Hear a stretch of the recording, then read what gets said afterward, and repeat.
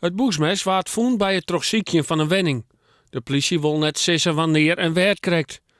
Dit mes is nevens de politie wichtig in het onderzoek naar de moord op de 60-jarige Marijke Heiltjes in september vliene hier. We willen heel graag weten wie dit mes broekt had, wie dat mes in zijn bezit had en wie dat mes herkent. Want het is heel duidelijk dat op het heft van het mes, het een houten bruin heft, dat er de initialen van WH staat. Ja, we willen heel graag daar wat meer over weten. Is dit het moordwapen? Nee, Dat weet je zeker. nee, Dat weet je net zeker. nee. Daar doe ik verder geen uitspraken over. Joen wordt in het televisieprogramma Opsporing verzocht om te denken aan de zaak. Dan is het mes echt te zien. Aaron de Vreed waard de 30-jarige verdachte in de zaak vrijlitten, omdat er net genoeg reden is om hem langer vast te houden.